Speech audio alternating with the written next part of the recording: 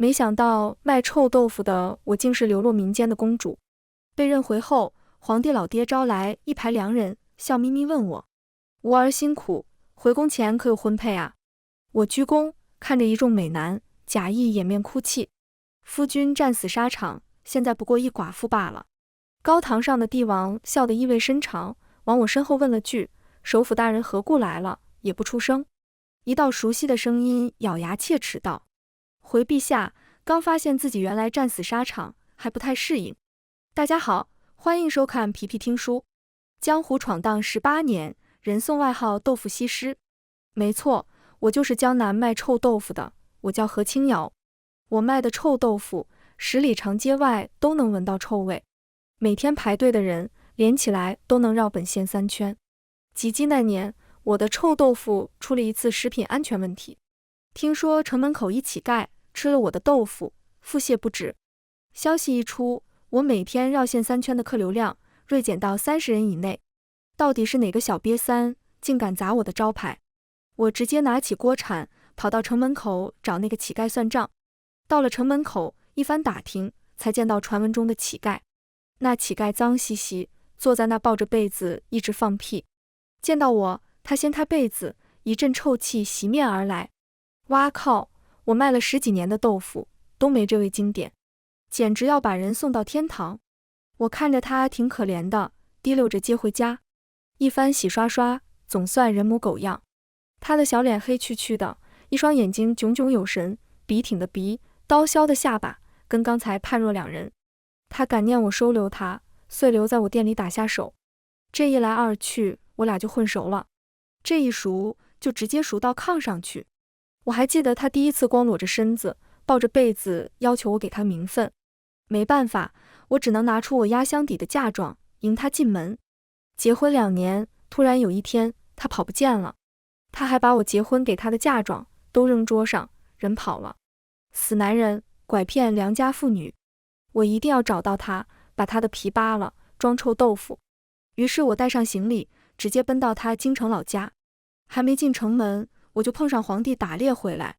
咱这江南小门小户，也不知道怎么迎接皇帝，直接3叩9拜，还一整个身体趴在地上。我心里想着，皇帝是天底下最大的主，我都趴到地上叩拜他，这理大吧？谁知皇帝的马儿发了狂，直冲向我这，抬起马蹄，踩了我后背一脚，连带着我包袱里的嫁妆都抖落出来。那是一把折扇和还有一块玉佩。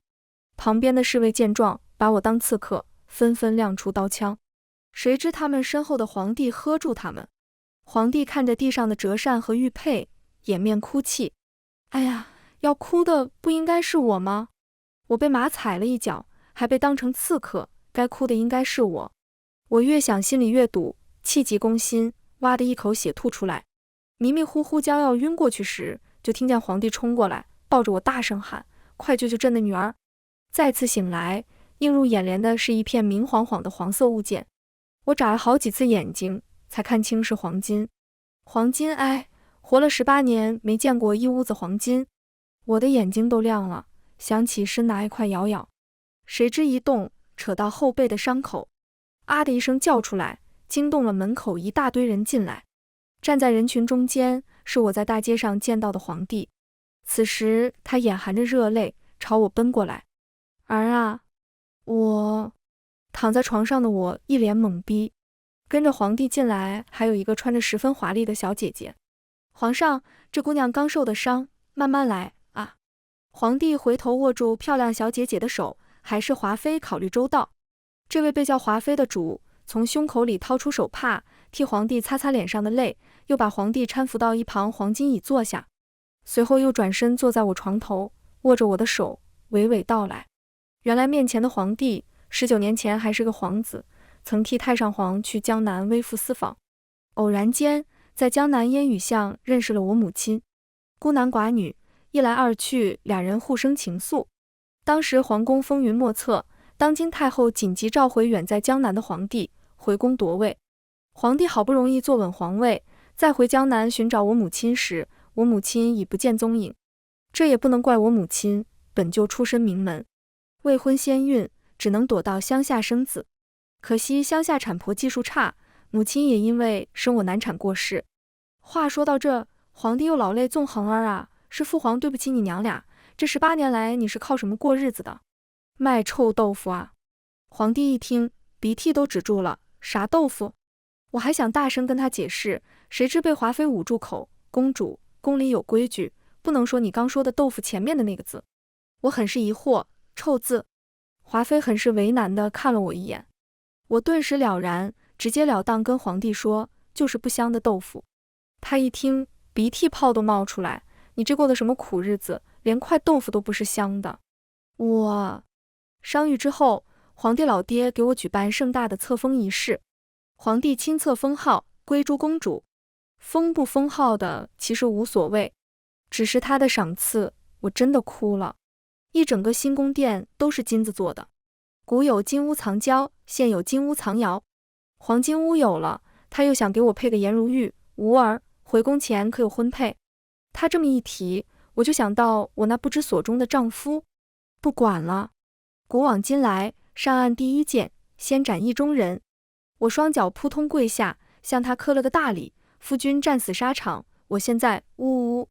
皇帝老爹很是心疼，立即招来一众皇亲贵族，一整排，又有状元、世子，还有大将军，有智商高的，有贵族的，还有身体好的。望了一眼人群，有个高个子男的特出众，不过看着有点眼熟。只见他拨过人群，走近一看，我瞳孔都要地震了。高堂上的皇帝老爹看见站出来的人，首辅大人何故来了，也不出声。面前的人咬牙切齿，回陛下，臣刚发现自己战死沙场，不出声，只是不想诈尸，惊扰圣驾了。经过这么一闹，一整屋的皇亲贵族都吓跑了。皇帝老爹也没法说什么，尴尬的咳了几声就溜了。又孤男寡女共处一室，刘向南黑黢黢的脸更为瘆人。本着我不尴尬，尴尬就是别人的道理，我率先开口，好你个刘向南，不但骗婚，还骗啥？骗人是吧？他也不甘示弱，我赌气地踢了他一脚，当今首辅大人竟然沦落到江南当乞丐，我呸，死骗子，天桥底下说书的都不及你1/1000。被踢到的人也不气馁，前几年得罪了东厂厂工，被贬去江南。江湖险恶，不学着点坑蒙拐骗的技术，我能活到今天？就你谎话连篇，我看不该贬到江南，应该贬到越南。哼！我气不打一处来，直接把刘向南推到门口，把他锁在金屋之外。册封典礼之后，我黄金屋的门槛都快被人踏破了。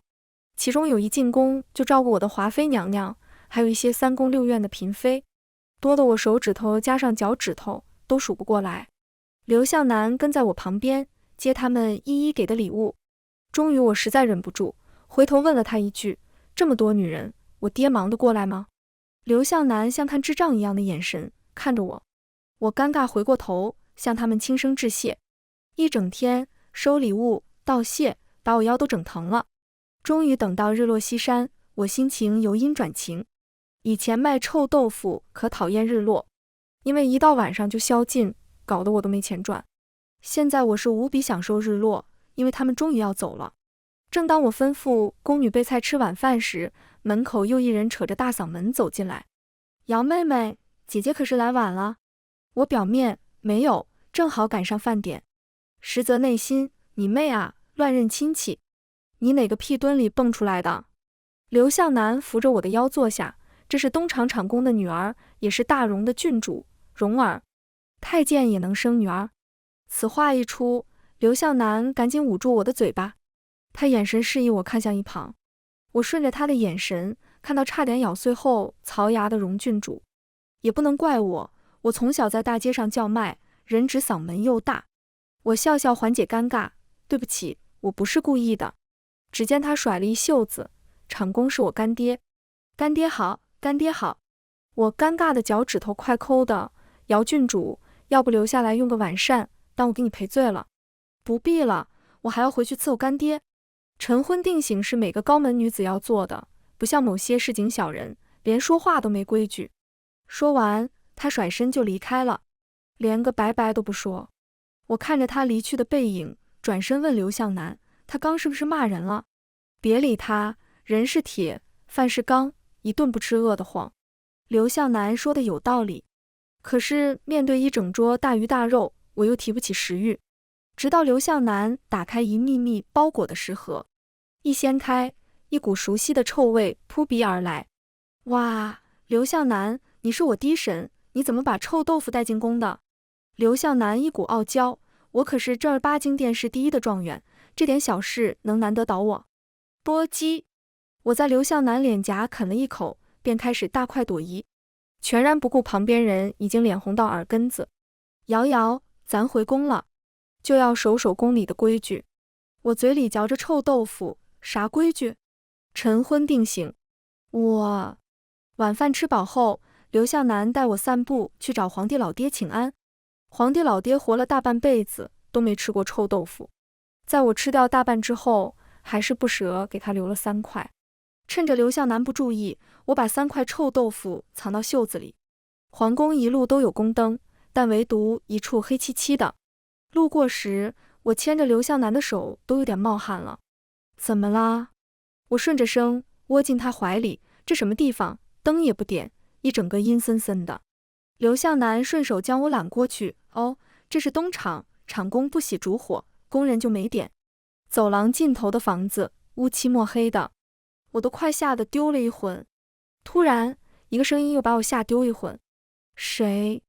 哎呀妈呀，有鬼啊！我直直跳上刘向南身上，双脚夹紧他的腰。被抱住的人拍扶我后背，又喝住来人。原来是首辅大人，首辅大人吉祥。夜已深，不知首辅大人为何逗留宫中。来人不但不怕黑，连当今首辅都敢质问。刘向南毕竟久经官场，倒也不慌张，抱着我侧过身。皇上要我教归珠公主礼仪，本官正要带公主去给皇上请安。是公主啊，奴才御膳房小德子，给公主请安，公主万安。听到人给我请安，我才缓过神来，跳到地板上整理整理着装。免礼吧，你大晚上不在御膳房做饭，搁这干啥？被问的人扶了扶身，回公主，奴才给厂工送一些黄瓜。哟，黄瓜，没想到宫里挺清明的，居然还有这么接地气的玩意。我还以为宫里除了燕窝就是鲍鱼。我看看，我大跨步走到小太监面前，打开他的食盒，里面摆着一盘没有削的黄瓜。没多想，直接拿起一根啃起来。旁边的俩人都看呆了。怎么了？没见过生吃黄瓜的吗？小太监仿佛被问住。公主，这，不就吃你根黄瓜吗？至于吗？小气鬼，喝凉水。刘向南把小太监拉到一旁说悄悄话，趁他们不注意，我又顺了一根黄瓜。俩人背着我说了好一会子话，回来时俩人都慌慌张张的。刘向南把我嘴里的黄瓜扔了，又把另一根没吃的塞回食盒里，连根黄瓜都不让吃。小气鬼！刘向南把我拉离那个阴暗的走廊，直直来到皇帝老爹的黄金屋。一见到老爹，我腿又软了，扑通一声跪下去，3叩9拜。虽然他没养过我，起码我的生命他给的。磕完头，我从袖子里拿出一块臭豆腐。老爹，这是我之前跟你说的不香的豆腐。我爹拿过那块豆腐，塞进嘴里嚼来嚼去。这什么玩意，又干又没味。我努力想解释，这城门口买的，放的有点久，味淡了。你要是吃着好吃，我改天亲自下厨，保证味道正宗。皇帝老爹瘪着嘴，刚没尝出来好不好吃，还有吗？没了。我很是尴尬，出门就带了3块。皇帝老爹直接撒起娇，哼，一路上你就吃了2块，我没养过你，你就这么对待我？呜呜，不是的，不是的。我慌乱摇着2只小手，路上遇到御膳房奴才挑着一篮子黄瓜，本来想给你整个臭豆腐卷黄瓜，被他扔回去了。我指着刘向南。刘向南听着我的话，瞳孔都快地震了。他直跪下来，照着我刚才进来的样子，3叩9拜，但就是一句话也不说。老爹跟我都拿他没办法，他嘴跟石头一样，撬都撬不开。无奈之下，我只好提着他赶紧留在那，等着皇帝老爹一怒之下砍了他，我就真成寡妇了。都说一日夫妻百日恩，我可不想没了丈夫，一辈子住在我的黄金屋里数金砖。快回到我的黄金屋时，我直接提起刘向南的耳朵走进去。刘向南，你知不知道那是我皇帝老爹？知道知道，疼。知不知道我是你明媒正娶的妻子？知道知道，祖宗。我手上发狠，又捏紧他的耳朵，冲着他耳边喊，赶快从实招来，如有半句谎言，我休了你。刘向南疼得鬼哭狼嚎，一句话都说不清。无奈之下，我只好先放开他耳朵，谁知他都站在那支支吾吾，又含糊其辞。我气炸了。刘向南劳资数到3，终于他还是乖乖招来。那个夫妻情事你懂吧？我踹了他一脚，咱俩结婚多少年，你觉得我懂不懂？那个太监你懂吧？什么玩意？太监懂啥？我一头雾水。就那个比男人少了点东西的，懂不懂？说时迟，那时快，我又踹了他一脚。能不能连贯一点说？劳资。连贯一点说就是东厂厂工不能人道，但是人非圣贤，多多少少有点七情六欲。他不能人道，想发泄又没东西，只能借助一些类似的器具，满足一己私欲。刘向南一口气说完，我恍然大悟。你说的器具是黄瓜？被问的人点点头。那我刚才还想臭豆腐卷黄瓜。刘向南直接跪倒在我面前。现在该懂的不该懂的我都懂了。You 脏黄瓜，脏黄瓜，脏黄瓜。一入宫门深似海，现在我算是体会到了，别人的秘密少打听为妙。但是我不打听，也堵不住3宫6院的大嘴巴。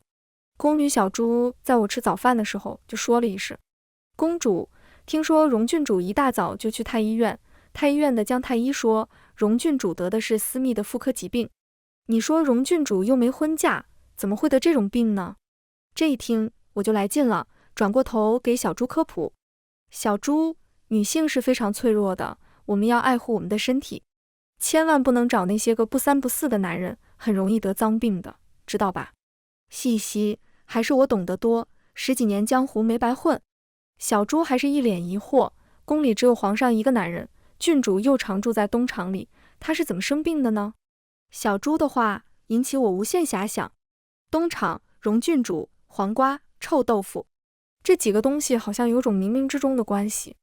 正当我想的脑袋发慌，小朱端上来一盘酸黄瓜。公主，喝粥配点酸黄瓜，开胃。几乎条件反射似的，我弹开了好远。你不要过来啊！被小朱这么一弄，我早饭都没吃好，随便吃了点，就拖着疲惫的身躯去华妃那请安。父皇吉祥，华妃娘娘吉祥。皇帝老爹喝了一口茶，顺手将茶杯递给华妃。皇儿平身。我头磕在地上，谢父皇。华妃吩咐奴婢把糕点端上来，有牛乳灵粉香糕、藕粉桂花糖糕、栗子糕，看得我直流哈喇子。皇儿今早没吃早饭，冷不丁皇帝老爹来了这么一句，吃了，就是没吃饱。一听我这话，皇帝老爹和华妃不约而同笑了起来。公主快来尝尝吧。是你叫我尝的，那我就不客气了。我左一块牛乳灵粉香糕，右一块栗子糕，吃得津津有味。公主慢点吃，别噎着。小翠，泡一杯碧螺春给公主解解腻。哇吼，还有碧螺春。我塞了满满一口糕点，冲着华妃笑嘻嘻。皇帝老爹看我这样，白了一眼，哼，我还没动筷呢，你就吃了半饱。要不说华妃这糕点就是精致，这藕粉桂花糖糕可是华妃最拿手的，也都尝尝。谢谢父皇，你也吃。我正在那塞着糕点，太监突然来报：启禀皇上，东厂厂工荣斌求见。哇靠，传闻中的厂工来了。这消息惊了我一脸，顺带着满嘴糕点噎住喉咙。还好小翠的碧螺春端过来，差点还没见到厂工就横尸大堂。一口气顺过来后，我重新整理衣襟，只见一个身着大红袍的人走进来。这人眼窝深陷，冠骨高长，脸上横肉遍布。按照我以前小摊摊旁边相师的话来说，此种人阴险毒辣，做事很绝。奴才参见皇上、华妃娘娘。哟呵，一口尖细的夹子音，说完即止。在场所有人都不说话了。前几天我老爹才给我封的封号，又是祭祖，又是大赦天下。按理说，东厂作为情报机构，不应该不知道我的名号。他就是故意的，绝对是故意的。大家伙都不说话，场面很是尴尬。华妃率先打破宁静，厂公，这是归珠公主，还不参见公主。经华妃提醒，荣斌才微微侧身，奴才参见公主。说这话时，还不忘抬起头，睨了我一眼。艾玛，这人眼白多过眼珠子，相师说了，大凶之相。不行，回去我得找相师给我做做法，去晦气。东厂厂公要跟皇帝老爹汇报工作，后宫女子不得参政，我向父皇申请告退，父皇摆摆手让我走。临走之前，我顺走几块糕点，藏在袖子里。太阳当空照，花儿对我笑。还真别说，御花园的花长得真好。小猪不知从哪给我搬来张躺椅，我直接躺上去晒太阳。正晒着呢，脸上的阳光被人挡住了。我迷迷糊糊睁开眼，就看到一个满脸痘痘的女人。鬼啊！我直接起身，把鬼的头撞了一下。仓皇起身，脚又站不稳，还好小猪及时扶住我。公主别怕，是荣郡主。1天不见，她怎么长成猪头了？正当我疑惑，被撞的人气急败坏，何清瑶，你有病吧？我装作害怕，躲进小猪的怀里。有啊，你不但身体有病，你还脑子有病。进宫没几天，实在改不了心直口快的毛病。到底小猪是宫里人，眼疾手快捂住我的嘴巴。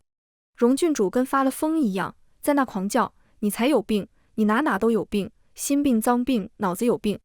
她都癫狂了在那。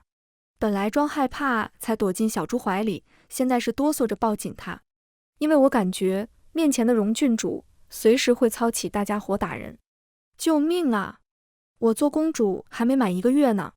我快速拿出袖子里的糕点，朝她扔去。她沾了一身糕点，人变得更急躁了。我跟小猪死死抱在一起。忽的，面前闪过人影，不由分说把我从小猪怀里扯出来，护在身后。小猪没了怀抱，也十分害怕，直冲过来，躲到我的身后。我定睛一看，来人是刘向南。他站在我面前，我俩躲在他身后，跟老母鸡护着小鸡仔一样。而对面发狂的荣郡主则被荣斌钳制住，3下5除2，直接把荣郡主绑了。荣儿今日身体不适，叨扰公主了，奴才这就把她带回去治疗。我赶紧挥挥手放行。荣斌走到拐角处，还回过头瞪了我们一眼。我吓得跳上刘向南后背，我好怕。荣郡主发狂的事传开了，刘向南跟我说，最近好好待在我的黄金屋里，别在宫里乱走动。不是还要去皇帝老爹那晨昏定省吗？刘向南叹了口气，好好待在这好吗？这几天我不在宫里，你好好照顾自己。老刘啊，你又要去哪？为了你，我江南的臭豆腐摊都抛弃了。你要珍惜我这个恋爱脑，这年头不好找。而且我好不容易找到你，你又要走。哇的一下，我就哭出来。老刘按住我的额头，啵叽了一口，将我的额头和他的碰在一起，摇，朝廷暗流涌动，一时难以跟你说清。等我办完事，我向皇上请旨，带你回江南。我陪你一起把摊子支起来。我吸溜着鼻涕，那走的时候能不能多搬几箱黄金过去？刘向南，城北瘟疫，很多乞丐聚众闹事。荣斌奏请皇帝老爹，派以前同是乞丐的刘向南去赈灾。前方瘟疫肆虐，万一有人动点手脚，我就成寡妇了。不行，我不想当寡妇。古往今来，就没有一个豆腐西施当过寡妇的。深夜，我翻墙进小猪的院子，把他的衣服扒了。换上他的衣服后，我提着宫灯来到东厂门口。靠近东厂门口，我把灯熄灭了。荣斌不喜烛火，于是我摸黑进去。还好墙上有个狗洞，不然真的难为我这个西施了。我摸黑前行，来到一间院子，里面好像有人在说话。先是有个女生传出来，谁上次在黄瓜里放臭豆腐？你办事也不闻闻吗？搞得我发病。接着又来个男生，下次换个物件，东西我有的是。连干这个都要找道具，太监就是没根的东西。话音刚落，里屋乒乒乓乓的，有杯子落地的声音。你再说一遍，信不信我把你脖子捏碎？妈耶，里面太黄太残暴了。此等话语恐误了本人的耳朵，还是不听为好。正当我想要溜，戏剧性的一幕来了，我踩到一根香蕉摔倒了，巨大的动静惊动了里面的人。没一会，里面的人就冲出来，双方直接打了个照面。原来刚说话的人是荣郡主和场公。不好意思，非礼勿视，非礼勿听。我一个劲儿道歉，仍无济于事，被荣斌五花大绑扔进柴房。大晚上也没人来救我，场公也要睡觉，没人管我，我找个软乎的地方睡会儿。只是天还没亮，就被人一盆水泼醒。啊呸，谁呀？还有力气叫唤，待会让你叫不出来。场公，给他来点厉害的，昨晚他可偷听了不少。手和脚都被绑着，我努力甩掉睫毛上的水珠，才看清来人。原来是东厂场公荣斌和荣郡主带着人来审问。那边荣斌听了他的话，一双眼白比眼球还多的眼睛直直瞪着我。突然他慢慢朝我这走来，我感觉我周围的温度都降得好低。猛的一下，他揪起我后脑勺的头发，突如其来的举动把我惊得一个趔趄，差点撞到旁边的柴火。荣斌揪着我的头发，拉近我俩的距离，脸对着脸，他脸上因生气挤在一起的皱纹清晰可见。说，昨天从哪听到哪，从实招来，不然你这白花花的小脸，要是被这的柴火划上几道，可别怪我没提醒你。当下生命都被威胁了，我只好从实招来。别，昨晚我刚站到这儿，就听见你俩在这说黄瓜配臭豆腐，我以为你们也是懂美食的，就站着多听了会儿。听了这话，他眼睛瞪得更大，别以为我不知道你来有什么目的，不就是为了刘向南？放心，你想当寡妇，我立马就成全你。这下轮到我瞪大双眼，哈哈哈，城南瘟疫，刘向南怕是回不来。现在场公已经大权在握，你这个公主怕不是还没满月就等着夭折吧？东厂的这两个人并没有跟我再继续废话，转身离开去办正事。接下来门外的人1天只给1餐水，2天给1顿饭。我躺在草堆里，两眼饿得直发昏。我想念臭豆腐，不行来根黄瓜也行，我不嫌弃。等到第5天的后半夜，外面突然火光四起。不是吧，不给放饭吃，还要纵火烧人？我挣扎想要起身逃命，奈何身上的绳子绑得实在紧。眼看着门外的烟都冒进来，我连遗言都没有交代。猛地，门被踹开了，一个熟悉的身影闯了进来。瑶瑶，别怕，我来救你了。再次醒来，又是满屋子黄金。我这是在哪？天庭吗？谁给我烧了这么多银两？我一出声，引得周围一片骚动。儿啊，你终于醒了。瑶瑶，呜呜，公主可担心死我们了。望了一眼周围，全是熟人，父皇、刘向南、华妃，还有我，齐齐整整。鬼畜荣斌竟然连我的家人都不放过。此时我刚醒，脑袋昏昏沉沉，怎么想的，就直接说了出来。该死的荣斌，怎么把我全家都杀了？还没哭丧完，头顶被打了个暴力。儿啊，想啥呢？我们都还活着，荣斌被我下了大狱。我迷瞪着双眼，看了眼地下，都有影子，是还活着。他们还活着，我就放心了。坐在床上，又哭又笑。刘向南给我喂药的时候，讲了他这几年跟荣斌的恩怨。自他进士及第后，就发现荣斌私恋士兵，但苦无实证，反倒被荣斌倒打一耙，最后落了个被贬江南的下场。在流放的路上，荣斌多次派江湖杀手刺杀他，无奈之下，刘向南只好躲到乞丐堆里。为了防止别人靠近，他还裹着一张滂臭的被子。听到这，我不厚道地笑了起来。我说第一次见你，身上的味道比我摊子的味道还正宗。我笑得前仰后合，刘向南只是宠溺地绞着我的发丝。后来他对我一见钟情，俩人结婚后，我主外，他主内，别人也发现不了他，还不用包着个臭被子过日子。前段时间，东厂的人又蠢蠢欲动，颇有造反之势，于是他只身回京处理政事。只是没想到，我会来京城寻他，还被皇帝老爹认回去。我的出现打破了他原本的计划。荣斌又对皇位虎视眈眈，终于荣斌坐不住，制造瘟疫，又把刘向南调过去，想借瘟疫之机除掉刘向南。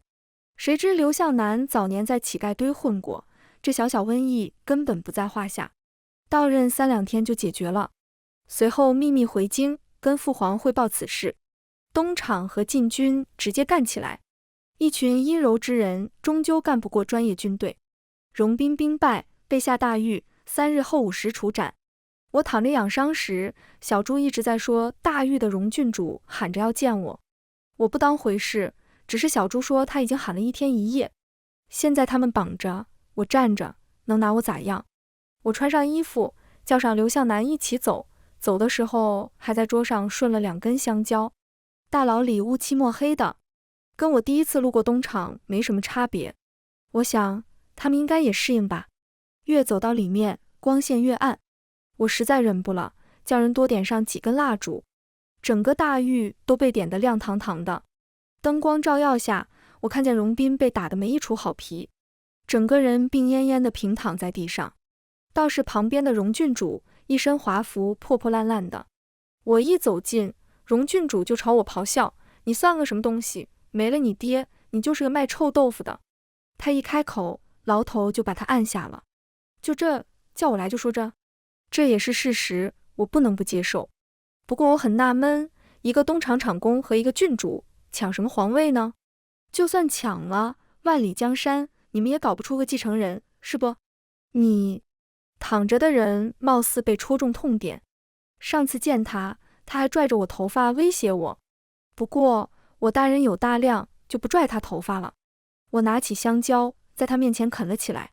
上回荣郡主都说了，太监是个没根的东西。荣斌像条毛毛虫一样一直在那蠕动着，想坐起来又浑身是伤。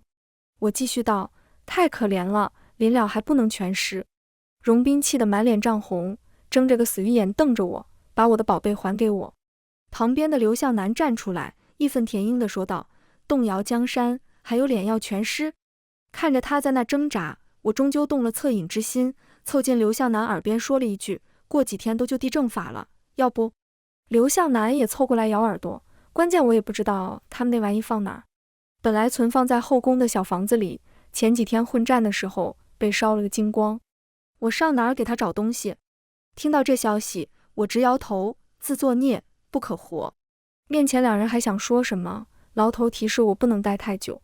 我咬住半根香蕉，转身时脚底踩到东西，滑了一下，差点摔到地上。还好刘向南眼疾手快，扶住了我。只是我手上剩余的半根香蕉甩到身后，我回头望了一眼，剩下的半根香蕉准确无误地落在荣斌裤裆的位置。他躺在地上，双手双脚成大字，那半根香蕉就立在那。哎，非礼勿视，非礼勿视，就当替他圆个梦想，让他当一回完整的人。荣斌正法后，东厂重新整顿，皇帝老爹颁布了条法令，后宫宦官不得干政，宦官当政，祸乱朝纲。皇帝老爹赏罚分明，赏了刘向南黄金10000两，还允许他带我回江南过日子。只不过我感觉好像少了点什么。父皇，儿臣怎么一点赏赐也没有？你都赏了刘向南黄金10000两，我那黄金屋都是大快件，一件也搬不走。以后在江南，他是富翁，我穷的叮当响，我这家庭地位不稳啊。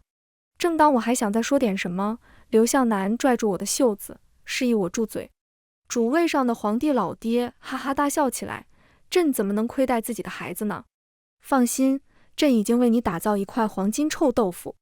来人，呈上来。我看着远处的太监，将一块金灿灿的臭豆腐端上来，一时高兴，忘了谢恩，直接拿起黄金臭豆腐啃了起来。哎呀，好硬！众人，父皇还想给我封个豆腐西施。我伸手捂住他的金口，别，父皇，这天底下就没哪个豆腐西施是卖臭豆腐的。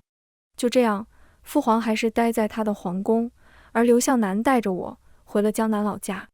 全文完，皮皮听书，感谢您的观看，每天上新精彩小说，喜欢就订阅吧。